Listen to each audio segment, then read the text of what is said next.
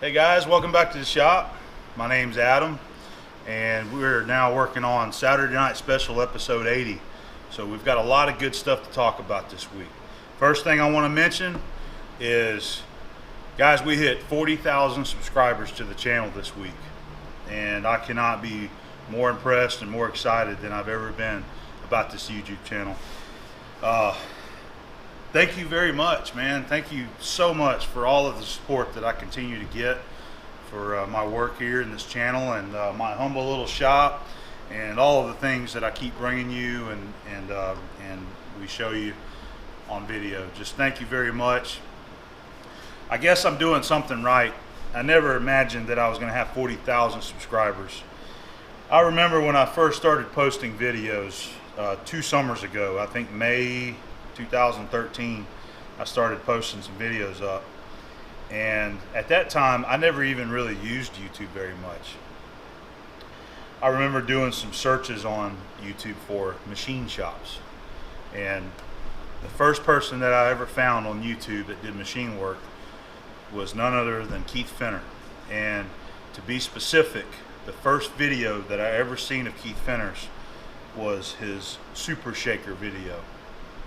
And I remember watching that video and first time meeting Keith, and then I looked and seen that he had, like, I want to say that at that time he had about 25,000 subscribers. And I was thinking to myself, man, that is amazing to have that many subscribers, that many people interested in watching you doing what you do. And it wasn't long after that I started doing videos, and instantly I started getting subscribers every day. It just kept building and building, and I just didn't, you know, I still don't know what to say. I always try to bring the words that I don't know how to say it. I'm not, I guess some other people are better at talking than I am. I'm better at showing you what I'm doing. But anyway, we hit 40,000 subscribers. And I was trying to watch my phone there and see when 40,000 hit. It hit overnight, and I woke up the next morning and I checked it, and it was like 40,000 something. I took a picture there, a screenshot I'll throw up there and show you. And now we're well above that. But anyway, to all the new guys that's been subscribing and just now tuning in, thank you very much. Go back and check out some of the older footage, and you'll see a lot of things. I get a lot of comments about the videos and suggestions about things to talk about, you know, subject matter. Don't be afraid to go back, look past in my videos, and you might find some stuff that you didn't know was there. I've had guys ask me about drill grinding. I did a video on drill grinding. I used to do a series there called Shop Talk, and I've thought about bringing that series back, doing Shop Talk. So we may do some more of those in the future. But to all the guys that been with me since the beginning, thank you. Whenever you leave a comment, I see the comments, and I see names that have been posting comments since I first started putting videos out. And you can even go in analytics and you can see who was subscribing to you, you know, your first subscribers, and you can do them in order. And it's really interesting to go through that list and see everybody that subscribed to you. So again, thank you very much, everybody. And I want to hopefully just keep this going. And YouTube is a great thing. You know, it's really awesome. And I really enjoy doing what I'm doing here and bringing all this stuff to video. And I enjoy watching everybody else's videos too. So, all right, so we're gonna kind of move on from that subject. I just wanted to give everybody a thanks that we hit the 40,000. So next thing I want to say is that we've got a lot of content this week, okay? And on top of that, I want to mention that I've been extremely busy. Not necessarily here with this shop, but we've been busy at work, and we've had to do a lot of overtime.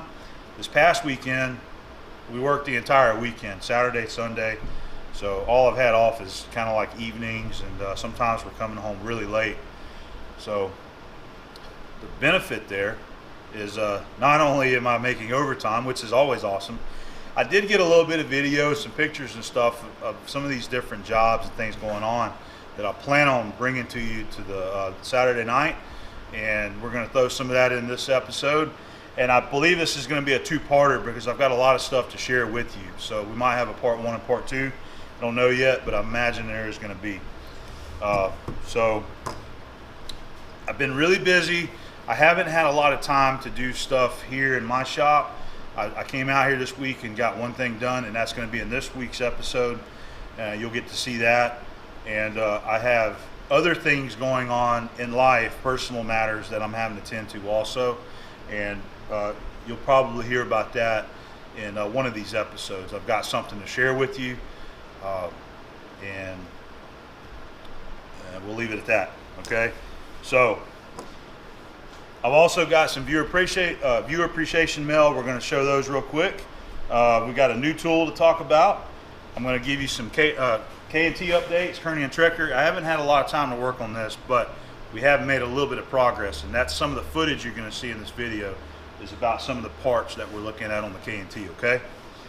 As I already mentioned, we've got well, I'm going to bring you a Hayman project, and that's actually last weekend's overtime job, okay? It's probably going to be a slideshow. I didn't get a lot of video, but you guys will probably enjoy what you see in there. It was a big job, and it took a lot of hours and a lot of guys on it to get this thing done, and we got her done. So I'm going to share those pictures with you, okay? And I got some more footage from work, random machining videos from work, some threading. I had a large hydraulic tube that I was building, and I got a little bit of the threading action there. I know you guys enjoy seeing that. I have a lot of people that comment on that, so I always try to get a different angle and put the camera in a couple different spots so that you can see what I'm doing, throwing the half nut lever and disengaging and stuff like that. So we're going to try to throw those in there to this week, and I think that's all the updates I got for you. So I guess that's going to be about it. Hopefully you're going to be getting your Shop Life t-shirts any day now. They told me that it'd be 1 to 2 weeks is when people is going to be getting their shirts in the mail. So I'm looking forward to hearing from you guys that ordered, and let me know what you think of the shirts. Throw a picture up there and let me see, man. I'd love to see it, okay? So one more thing I want to mention real quick is that to Brad and all the guys in the What's in Your Toolbox Toolmakers collaboration, hopefully pretty soon I'm gonna get started on my part of the machinist vise. I got the prints down here, and that's going to be something that's going to be coming in the next few weeks. All right, as soon as I have time, we're going to start that project, and that will be its own series of videos so that it's easier for people to find that and watch it. Okay, so Brad, I have not forgot about you, and you're doing an awesome job by collaborating with everybody and pulling this little group together to build these tools, and I'm looking forward to being a part of that and make this vise body, and that's going to be pretty neat. All right, so let's go ahead and we'll get to our viewer appreciation mail, and we'll move on to some machining. Okay, this is our reverse viewer appreciation mail. And this is some chili powder that was sent to me by our friend James Green out in Albuquerque, New Mexico, and on YouTube he's known as Eagle Dust Off. This is one of the stickers that he had sent me. James Green is a retired war veteran, and he was from the 101st Airborne Division, Air Assault 50th Medical Company. So James has a series on YouTube called Short Series Shenanigans. I know a lot of you watching probably know that, but those that don't, check out James Green. He's a really nice guy, and he does a lot of gunsmithing work. And he recently got a new lathe, and he's been doing a lot of videos on that. But he's out in Albuquerque, and funny thing about Albuquerque and all that area out west is that even though I've never even been there, I just love that area. I really love the area, and something about out west, I just like it.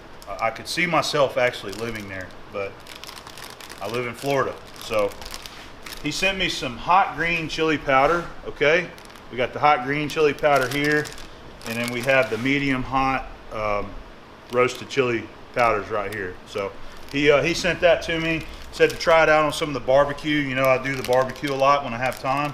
So we're going to be trying some of this out, James. I really appreciate it, and thank you very much. All right.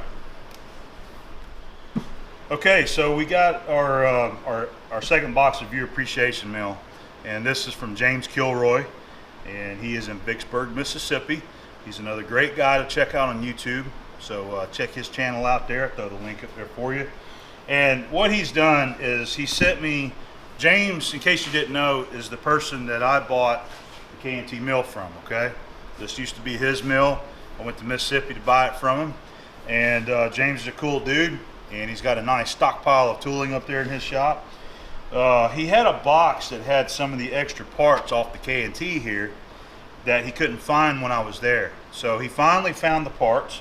There's some more of the handles for the locks, and we got a couple oil lines and some bolts and a couple of accessories in there. So he wanted to send those to me. And then he also threw in some extras. This is a GoPro case that he makes on his 3D printer, and he made one for me. Got the A-Bomb 79 on it. So we're going to try that out with one of the GoPro cameras. Okay, I actually got the GoPros right here. I've been downloading some video, and I've just got them there. So thank you very much for that, James. And he's also sent me some of the now famous 5/16 24 spiral pointed taps. Another pack of them here.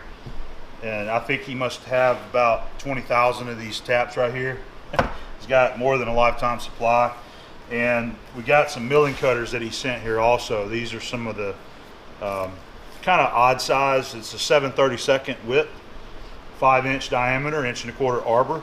So this is another, I think he's got a bunch of these also, and he's been donating some of these to a few of the other guys also. So thank you, James. And then we have one more, and I don't know about this, maybe he's got a few of these too, but this is a brand new, I believe that's United Tool and Die, 1-inch taper shank drill bit with a number 3 Morse taper. Okay, so some nice tools from Mr. James. I'm sorry, yeah, James Kilroy, and appreciate it. Appreciate the tools, James. Thank you very much for the case. He said that he sent me one of these already in the past, and I never got it. So I think he sent a package that got lost in the mail. So he printed me out another one of these, and got to thank you very much, James. And we got the K&T parts right here. So, all right, thanks. All right, so what we got here is the relief valve for the Kearney and Trecker, and what I want to do is test it. I want to put a pressure test on it and be able to see it, you know, bench test it to see if this thing is performing like it should. The recommended pressure from Kearney and Trecker is 200 to 225 psi, and this is actually where you adjust it with this side right here. This side is your lube side. This is for your knee lube, and you can adjust it also. I believe it's supposed to be somewhere between 25 and 30 psi. So what I want to do is check it, and this is the gauge that I actually had on the knee, and we're using that. That's a perfect gauge there. It only goes up to 600. So I'm having a difficult time trying to put something together to test it with, and what I want to use is a little Porta Power. So I have found a this is 3/8 pipe, by the way. This is the fitting that goes in the end right here, and then your oil line coming from your pump goes into here. All right, so this is 3/8 pipe thread, 3/8 NPT. It's tapered pipe. I do have a nipple here. This is 3/8. So what I'd like to do is build something like this. So if you're kind of looking at it that way, have something that this is screwed into. All right, we can screw, this is the adapter that you need for the Porta Power hydraulic cylinder. So that'll screw into a piece right there. And then what I'll do is just drill and tap it, probably just 1/8 like I got right here, and then have the gauge screwed on top of it in between the two fittings.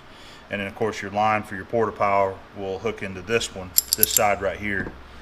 And then you should be able to pump the cylinder and energize this, and hopefully get a good pressure reading on this right here.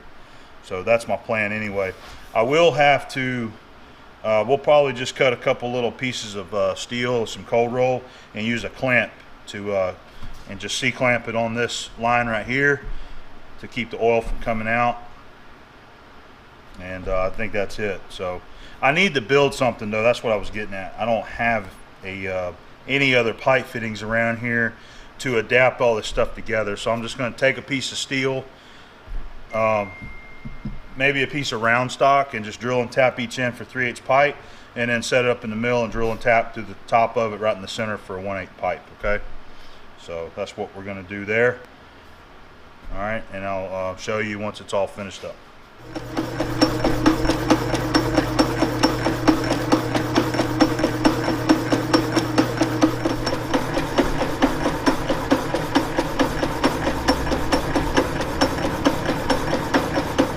All right, that's a piece of 1 3/16 stress proof. It's easy to cut, that's why I grabbed it. So we're just gonna drill and tap each side. We'll have a hole going all the way through it.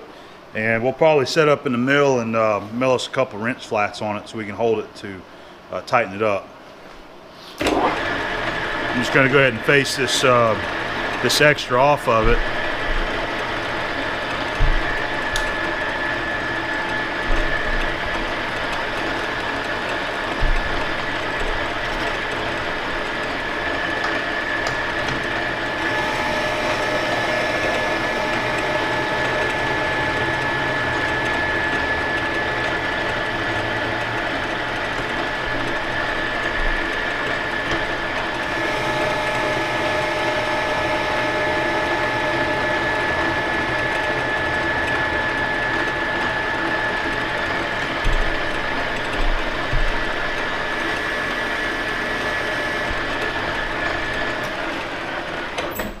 Okay.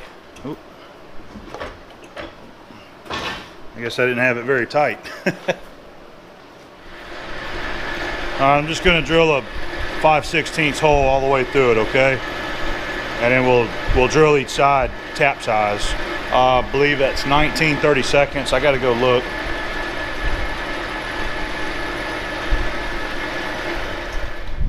All right, here's our tap drill size.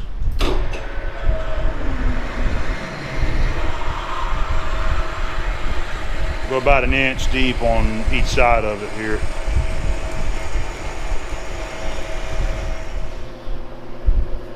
All right, let's see how she'll do power tapping.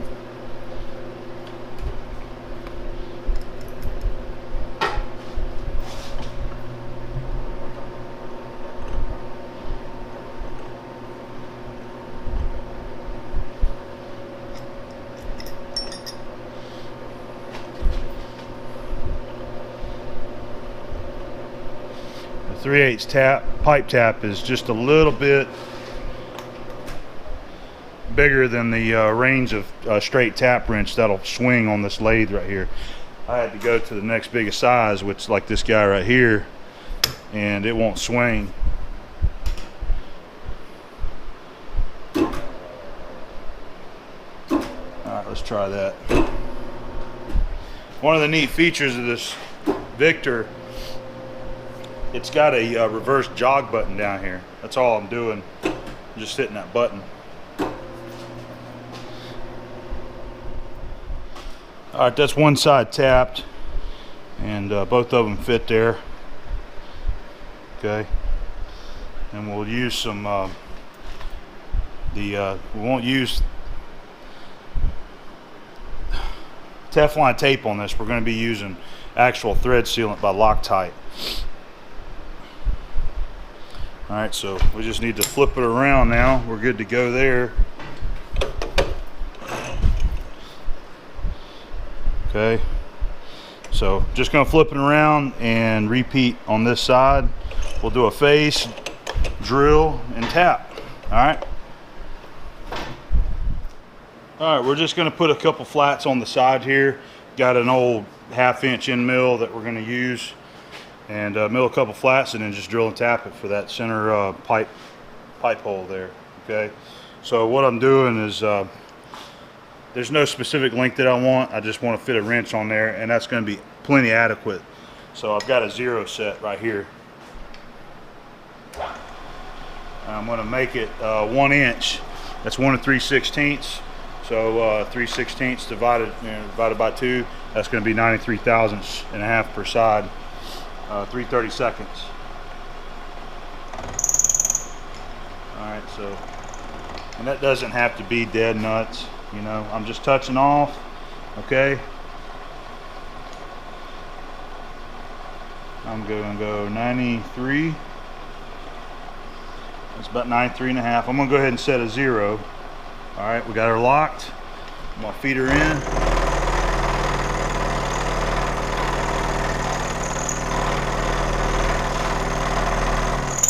Come on now. That end mill, I think, is pretty dull. All right, that's our 0 right there. That looks like that's going to give us plenty. I'm going to go back off with it. Turn the cutter off. Yeah, plenty of flat there. Okay, so what we'll do is just move it over 1.5 inches. 2, 4, 6, 8, 10, 2, 4, and then 5. And that will actually be our where we want to be. We'll look at that. But I don't like climb milling, so what we're going to do, I'm going to eliminate the backlash here. Set a 0, okay. I'm going to go 1 revolution. We're going to come in, eyeball 0. I'm going to pull the table back towards me to this 0.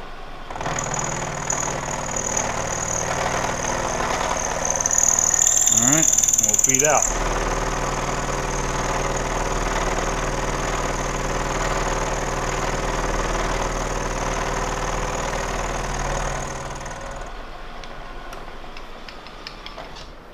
Let me see. Let me go grab a 1-inch wrench real quick. Okay, I had her down there on the welder table. Okay, there we go. See, nice fit. By the way, we're using our SK Wayne from Stan had given me. Stan, I actually like these wrenches, man. They got a nice, I like how they're rounded off. They're easy on the hands. All right, so I've got it zeroed. We're going to go ahead and find the center now. And so we already know we're on this flat right here using a 1/2 inch cutter. So we're 1 inch, that's going to be 1/2 inch plus a 1/4 inch, that's 750. 2, 4, 6, 7, and 50. All right, that'll be the center there. So, well, I need to get a drill chuck in there and we'll just do a quick drill and tap. I just used my hook scale. We're 2.5 inches long. So just line it up there with the point of the center drill, and we're just going to spot it.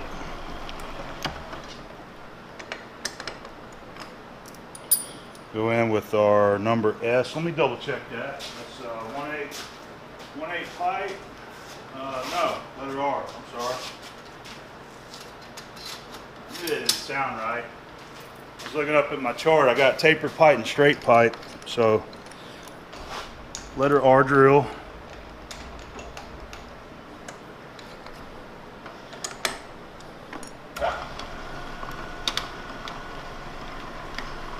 I screw my handle back in. It was about to walk out of there.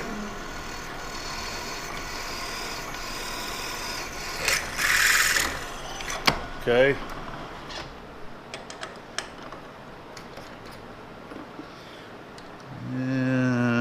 Not quite.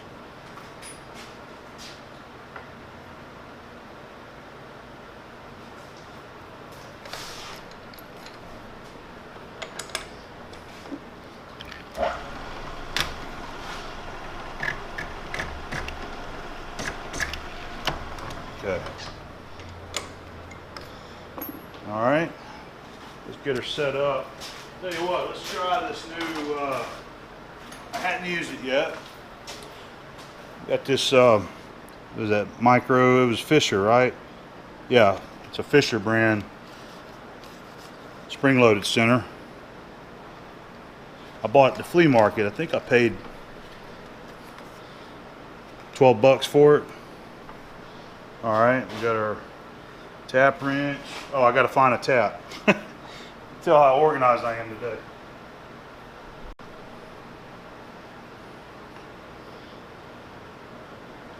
All right, we got our tap. There's our spring center.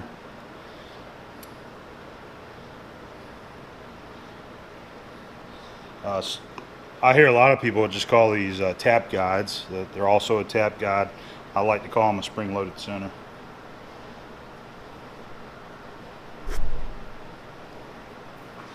That tap feels dull, man.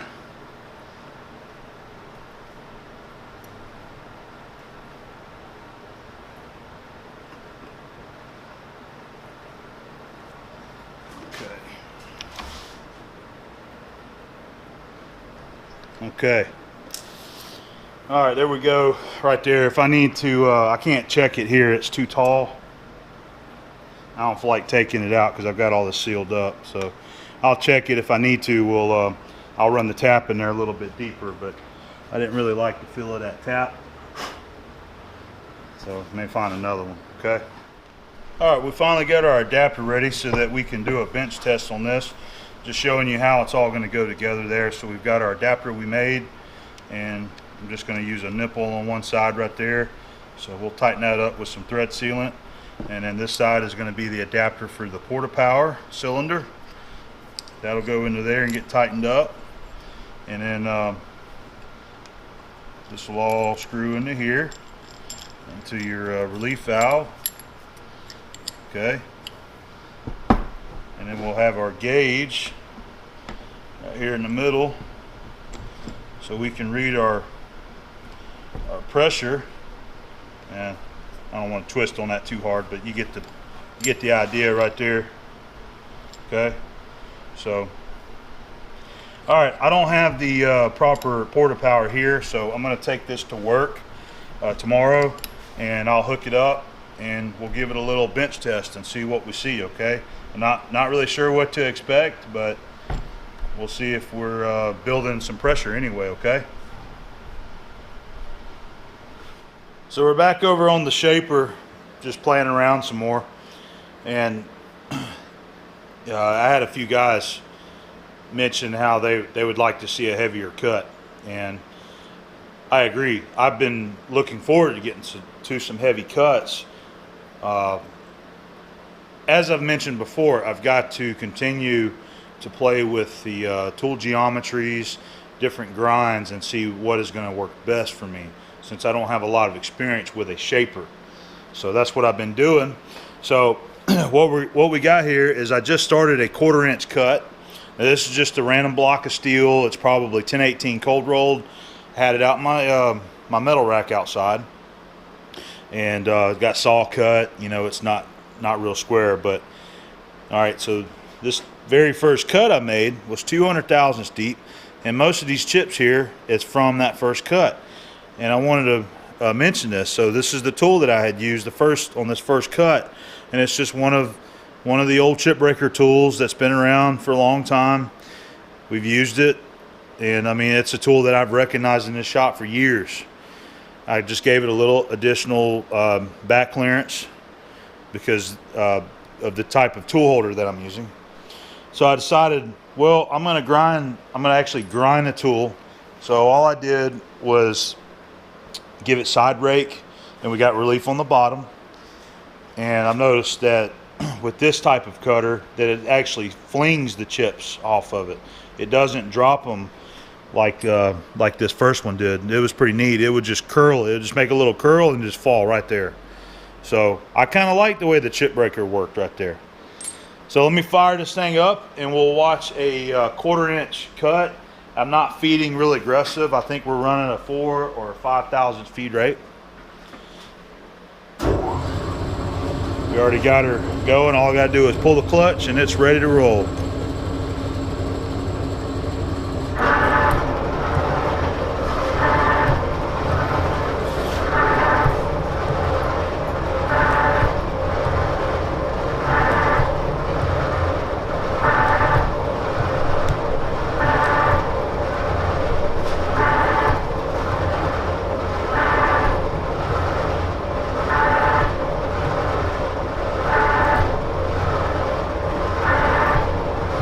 jumping pretty hard. I mean, that's a pretty aggressive cut for this size machine, but it is handling it. We got, I'm feeding 5 thousandths per stroke.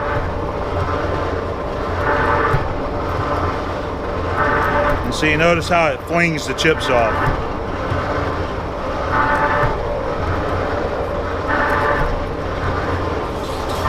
So what you got to remember is, if you wanted to utilize this machine for some part making like this, you got a block of steel there that you got to remove a bunch of metal. This works good for that because of that single tool bit. You can do a bunch of hogging and get all that metal out of the way while you're off working somewhere else in the shop if you choose to. It is a slow process, but I'm not making any money off this. I'm just learning and I'm playing and I'm having a good time.